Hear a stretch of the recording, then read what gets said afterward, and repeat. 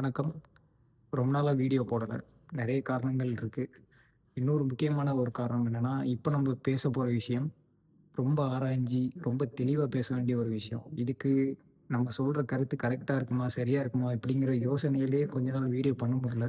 இன்னொன்னு கொஞ்சம் பர்சனலா ஒரு சில விஷயங்கள் இருக்கு. அதனால இப்போ சமீபத்தில பார்த்தீங்கன்னா, கவின் அப்படிங்கிற ஒரு நபர். நம்ம தூத்துக்குடியில உள்ளவர் தான். இந்த காலத்தில பார்த்துக்கிட்டிங்கன்னா, ஜாதி இல்ல, மதம் இல்ல, காதல் தான் எல்லாமே அப்படின்னு சொல்லிட்டு ஸ்டோரி, ஸ்டேட்டஸ்லாம் பறக்க விடுற இந்த காலத்திலயும் ஜாதி சண்டைகள் நடக்குது. ஆணவ கொலை நடக்குது. ஜாதி வெறி செயல்கள் நடக்குது. நெறைய இன்னும் நடந்துகிட்டே தான் இருக்கு.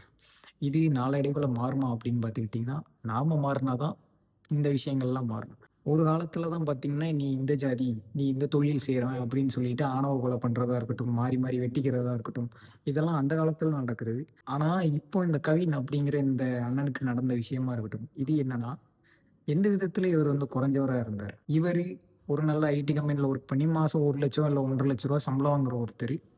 இவரோட அப்பா, அம்மாவும் நல்ல ஸ்டாண்டர்டா இருக்காங்க. தம்பியும் ஒர்க் பண்றாரு. நல்ல ஒரு ஃபேமிலி. அப்படியும் உங்களுக்கு இந்த பேப்பர்ல சும்மா கேஸ்ட் அப்படின்ட்டு ஒரு இடத்துல ஃபில் பண்ற ஒரு சாதாரண விஷயம் வந்து உங்களுக்கு உறுத்தலா தெரிஞ்சு, இப்படி வெட்டி இருக்கணும். ஒவ்வொருத்தருமே வெட்கப்பட வேண்டிய ஒரு விஷயம். என்னன்னா, நாமளே எனக்கு ஜாதி இல்ல அப்படின்னு சொல்றோம். ஆனா நம்மளுக்குள்ள பார்த்தீங்கன்னா, ஒரு ஜாதி பற்று இருக்கு. அதுவே ஒரு விஷம்னு தான் நான் சொல்றேன். நம்ம ஜாதி, நம்ம பெருமை அப்படின்னு சொல்லி ஒரு சில ஆக்ட்ரஸே யாருன்னு தெரியல. ஊடையில கூட ஒருத்தர் வந்து ஜாதி பெருமைய நம்ம பேசலாம் தப்பில்லங்க. ப்ரோ எனக்கு தெரிஞ்சு ஜாதிங்கிற ஒரு விஷயத்த பேசுறதே நம்மளுக்குள்ள ஒரு விஷத்த உண்டாக்குதுன்னு தான் நான் நினைக்கிறேன். இந்த ஜாதிங்கிற ஒரு விஷயமே வேணாம் அப்படிங்கிற ஒரு விஷயம் தான் நான் சொல்ல வரேன் இங்க. சில யூடியூபர்ஸே பேசுறாங்க. அந்த வெட்டுன அந்த பையனுக்கே ஒரு லைஃப் இருக்கு. அவன் ஒரு ஒலிம்பிக் அது பேர் என்ன? ஏதோ ஸ்போர்ட்ஸ் பிளேயராம். ரன்னிங்லாம் பயங்கரமா ஓடுவாராம். இப்படிலாம் சொல்லி அவருக்கும் சாதகமா நெறைய பேர் பேசுறாங்க.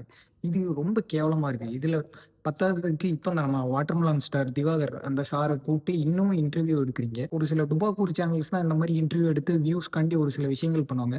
பெரிய பெரிய சேனல்ஸே அத பண்றது தான் பார்க்கறதுக்கு ரொம்ப ஒரு மாரி அசிங்கமா இருக்குது. என்னடா இவர்ட்ட இந்த கேள்வி கேட்டு என்ன அப்டின்ட்டு. அவர் பார்த்தா அதுக்கு பதிலும் சொல்றாரு. அந்த பையன் பார்த்தீங்கன்னா, எங்களோட சமுதாயத்தில சேர்ந்த பையன் தான். கொஞ்சம் அந்த பையன் வந்து முதல்ல கண்டிக்கும்போது, இப்படி வேற ஒரு பொண்ண பார்த்துருக்கலாம். ஏங்க ஃபர்ஸ்ட் ஆஃப் ஆல் அவங்க 2 பேருமே லவ் பண்ணியிருக்காங்க. 2 பேருமே ஸ்ட்ராங்கா லவ் பண்ணியிருக்காங்க பல வருஷங்களா. அப்படிங்கும்போது அந்த காதல வந்து அவங்களால எப்படி விட முடியும்?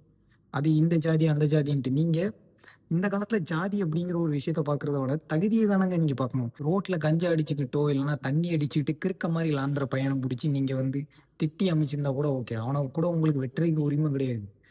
நல்லா படிச்சு, ஒழுங்கா வேலைக்கு போற ஒரு பையன். ஃபேமிலியும் ஸ்டாண்டர்ட். எந்த விதத்திலயும் உங்கள விட குறைஞ்ச ஒருத்தனும் இல்ல. டீசென்ட்டான ஒரு பையன். உங்கள மாரி இந்த இன்ஸ்டால வந்துகிட்டு அருவா கத்தி ஸ்டோரி போடுற நபர் கிடையாது. அதான் அந்த பொண்ணோட தம்பிய நான் சொல்றேன். அப்படி இல்லாத ஒரு பையன்.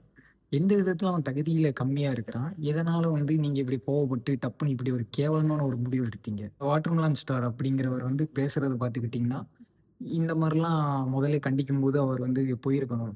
இந்த மாரிலாம் நடக்கும் அப்படின்ட்டு என்னமோ வந்து இதுக்கப்புறமும் நீங்கலாம் கை வச்சீங்கன்னா, நாங்க இதே மாரி தான் பண்ணுவோம், வெட்டுவோம். அந்த மாரியே தான் பேசுனாங்க. அவர் மட்டும் இல்ல. நெறைய பேர் அந்த மாரி வீடியோஸ் பண்றாங்க. ஒரு சில கமெண்ட்ஸ் கூட நான் வாசிச்சேன். சரியான சம்பவம். இந்த மாரிலாம் போட்டுருக்காங்க. இந்த கவின் அப்படிங்கிற ஒரு பையன் வெட்டப்பட்டுருக்கான் அப்படின்னு சொல்லி நியூஸ்ல போட்டிருந்தாலோ, எதுலயோ கீழ போய் பார்த்தா, எங்க ஆளுங்க பொண்ணு மேல கை வச்சா நாங்க இப்படிதான் பண்ணுவோம். வெட்டுவோம், குத்துவோம். இந்த மாரிலாம் கமெண்ட்ஸ் பண்றாங்க. இன்னமும் இந்த காலத்துல வெறி புடிச்ச தற்குறிகள் நம்ம ஊர்ல வாழ்ந்துட்டு தான் இருக்கிறாங்க. இது மாறுமா அப்படின்னு பார்த்துக்கிட்டிங்கன்னா, நானோ, நீங்களோ பெரிய பெரிய பேச்சாளர்கள் நெறைய பேர் இந்த நீயா நானா இந்த மாரி ஏகப்பட்ட ஷோஸ்லாம் நடத்தி நல்ல நல்ல படங்கள்லாம் வருது. இதெல்லாம் பார்த்தும் கூட மக்களால மாற முடியல. ஏன்னா, அது ஒரு மனநோயா மாறிடுச்சு. நம்ம காத்துல விஷம் பரவ ஆரம்பிச்சுருச்சு. அதான் உண்மை. எனக்கு ஒரு நபர் வந்து ஒரு கட் அவுட் ஒண்ணு அனுப்புனாரு. அதுல என்னன்னா, ஏதோ ஒரு பொண்ண லவ் பண்ணி கூட்டிட்டு வந்துட்டாங்க போல. கூட்டிட்டு வந்து கல்யாணம் முடிச்சுட்டாங்க. அதுக்கு கீழ ஒரு வசனம் ஒண்ணு போட்டிருக்காங்க. இதோட இது நிறுத்தாது.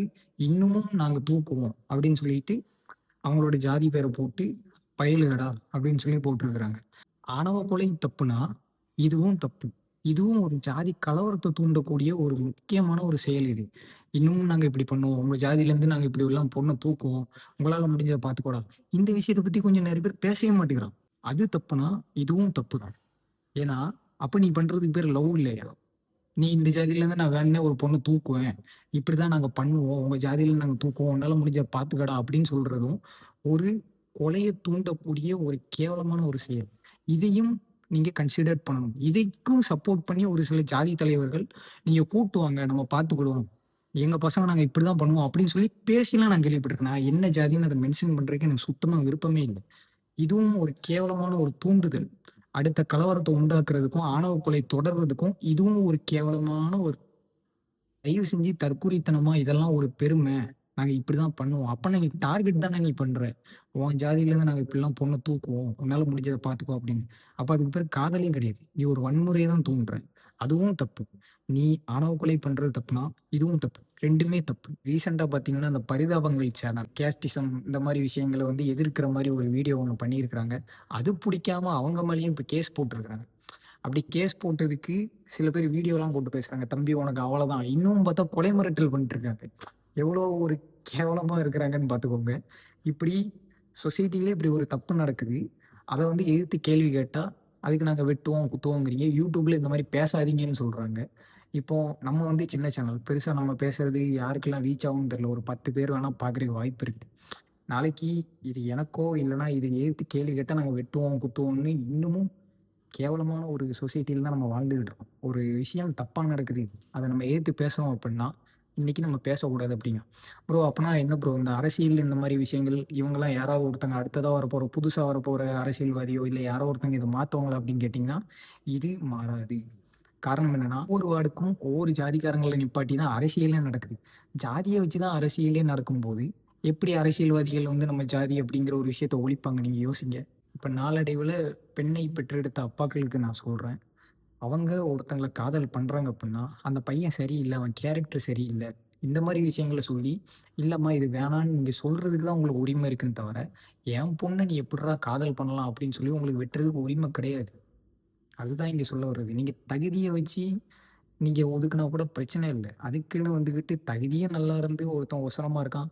வெறும் அந்த பேப்பர்ல ஃபில் பண்ற அந்த கேஸ்ட் அப்படிங்கிற ஒரு விஷயம் தான் உங்களுக்கு இடிக்குது அப்படின்னா, அத தட்டி கேட்கறதுக்கு இன்னைக்கு உரிமை கிடையாது உங்களுக்கு.